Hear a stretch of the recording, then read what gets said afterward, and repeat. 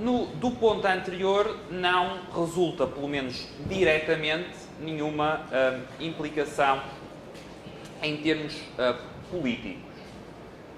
Então, de onde é que... como é que podemos ver digamos, o nascimento ou a gênese dos problemas que tratamos em política? Ora, nós vamos falar na questão das origens do Estado numa perspectiva mais teórica e depois também vamos confrontar isso com uma perspectiva um pouco mais de aplicação dessa teoria em termos históricos. A gênese do Estado, as origens do Estado, estão normalmente associadas ao que chamamos, isto é uma expressão de public choice, aqui será um número reduzido de fugas que eu farei à escola austríaca neste módulo, porque acho que é uma boa expressão, do que chamamos problemas da ação coletiva. O que é que são problemas da ação coletiva? São problemas que surgem pelo facto de vivermos em sociedade. Ou seja, o viver em sociedade tem aquele conjunto de vantagens enorme que eu comecei por falar, mas, infelizmente, também coloca alguns problemas, coloca algumas dificuldades. Para a resolução desses problemas da ação coletiva, as sociedades, desenvolvem mecanismos podemos chamar mecanismos políticos ou mecanismos de resolução de problemas interpessoais. Reparem, pensem numa instituição como o direito. O direito, eu aqui não estou ainda a falar sequer de Estado, o direito, na sua essência, o que é? Porque é que surge? Qual é a natureza do direito? A natureza do direito não faz sentido se eu estiver a falar de um indivíduo isolado. Certo? Aí a única relação que eu tenho é a relação do indivíduo com ele próprio. O direito faz sentido como um mecanismo institucional para resolver problemas de ação coletiva. Para resolver problemas que se colocam quando os indivíduos, quando as pessoas se relacionam, interagem umas com as outras. Okay? E as origens do Estado, as várias teorias sobre as origens do Estado, inserem-se nesta linha. Eu vou dar muito resumidamente, vou referir muito resumidamente duas das principais teorias na família liberal, uma ligada ao James Buchanan, que é um dos fundadores da Public Choice, e outra ligada ao que é provavelmente, em termos do mainstream, o filósofo liberal mais respeitado e mais influente, por uma grande margem. Ainda que, como austríacos, possamos não gostar muito disso, mas é por larga margem o autor, filósofo político liberal mais influente. No caso de Buchanan e da Public Choice, o enquadramento teórico para a origem do Estado é essencialmente hobbesiano. O que é que isto quer dizer de Hobbes? Quer dizer que o Estado é visto como uma entidade que vai permitir aos indivíduos sair de um estado de natureza de todos contra todos, em que todos estão em conflito uns com os outros. Portanto, para escapar a um estado de natureza hipotético em que todos estariam em conflito uns com os outros, o que você faz é instituir um mecanismo de regulação da ação coletiva que permite estabelecer a ordem social. Vai fazer respeitar direitos de propriedade, vai resolver disputas entre diferentes indivíduos e o Estado surge assim, digamos, como uma entidade que, pelo uso da força, vai conseguir estabelecer a ordem. Okay? A argumentação do Nozick, também muito resumidamente, é um pouco diferente.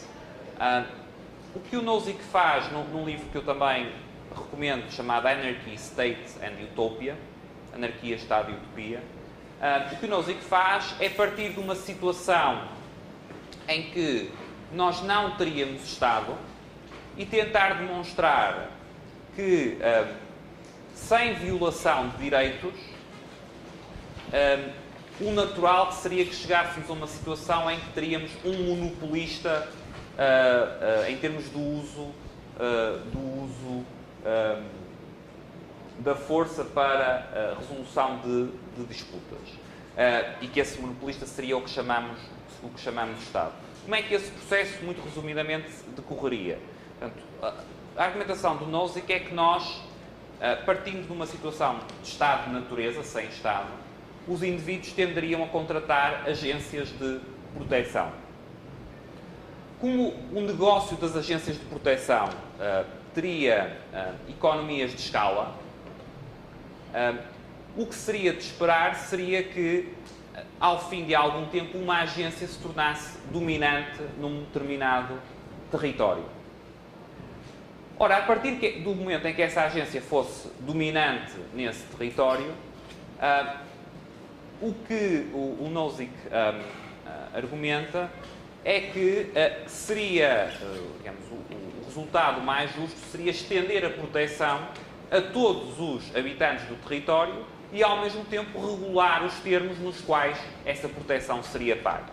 Por outras palavras, nós teríamos, por esta via semi-contratual, a gênese do próprio Estado. Portanto, ao contrário do Buchanan e da inspiração hobbesiana, não será um mecanismo que é imposto à partida pela força para resolver os problemas da ação coletiva, mas chegamos a um resultado similar, ou chegaríamos a um resultado similar por este processo contratual.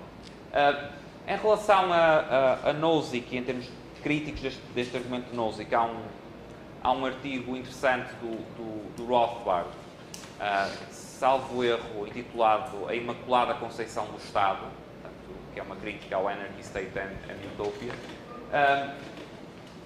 De qualquer forma, o meu objetivo principal ao trazer aqui estas duas perspectivas é, por um lado, mostrar duas linhas de argumentação ou de enquadramento teórico das origens do Estado na linha da tradição liberal e, por outro, permitir também pensar um pouco porque é que estas tentativas de enquadramento teórico serão importantes. E aqui, em especial de autores próximos, de autores austríacos ou próximos da escola austríaca, e em especial mais próximos, ou dentro da linha que se convencionou agora chamar-se anarcocapitalista, há muitas vezes a procura de exemplos históricos. Há vários que estão em diversos períodos estiveram na moda. Estou-me a recordar da Islândia medieval, estou-me a recordar agora mais recentemente no caso do Pete Leeson, que é da George Mason, no caso das organizações de comunidades de piratas nas Caraíbas. Portanto, de procura de exemplos históricos que se enquadrassem num modelo de organização política, ou talvez para alguns deles até num modelo de organização não política, que escapasse a estes moldes mais tradicionais em termos do que é um Estado, da natureza de um Estado. De qualquer forma, eu creio que esses exemplos e essa procura desses casos extremos acaba por, em larga medida, provar o contrário do que pretende. Ou seja, quando eu preciso de recorrer aos piratas das Caraíbas ou a determinadas comunidades na Islândia medieval para ir buscar um hipotético exemplo de uma sociedade que estaria, sob uma certa perspectiva, a funcionar sem Estado, o que eu estou, na minha perspectiva, na realidade, a demonstrar é a quase total omnipresença do Estado. Do Estado nos termos definidos por Buchanan, por Nozick e por outros autores até não liberais. Ou seja, esta realidade de que há uma entidade monopolista dentro de certos moldes no uso da força num determinado território é, na história humana, não vou dizer omnipresente, mas é de uma grande regularidade. Ou seja, é algo que tende a estar presente. Em moldes muito diferentes, portanto, com sistemas e formas de governo muito diferentes. Mas é algo que tende a estar presente. E daí que me pareça que, ainda que seja interessante e relevante a linha de investigação que procura, digamos, conceber, estudar linhas mais radicalmente alternativas ao modelo de organização política em torno do que chamamos de Estado, será altamente imprudente fazer disso a linha única ou mesmo a linha principal de investigação no âmbito da escola austríaca, pelo facto que para muitos pode ser desagradável, mas que me parece difícil de contra-argumentar, pelo facto de que, na realidade, temos Estados. E, historicamente, tivemos, na esmagadora maioria dos casos, Estados. Estados muito diferentes, com formas muito diferentes de organização, mas Estados. Okay?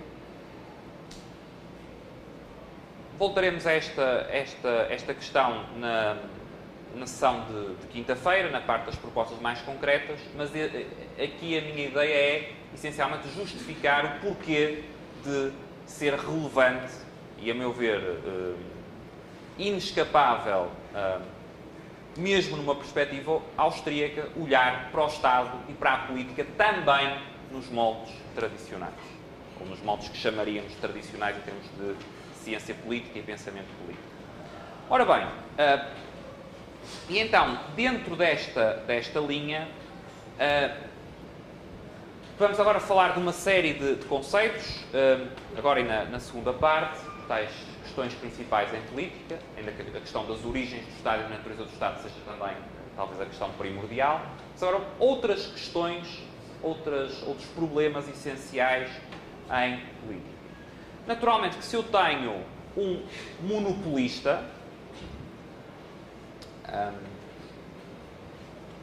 e se eu tenho, se essa entidade, o Estado, tem a faculdade de utilizar a coerção,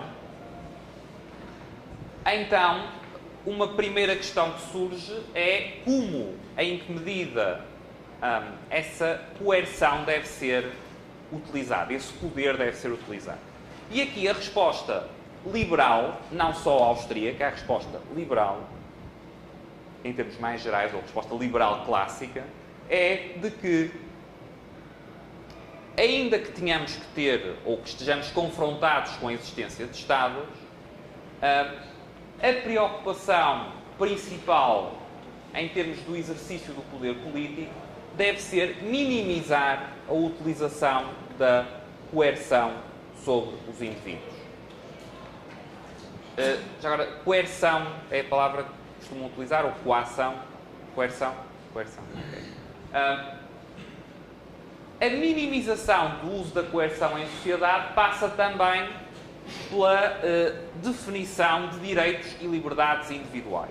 Um aspecto central no pensamento liberal, e repito, não apenas no pensamento austríaco, é a ideia de que cada indivíduo,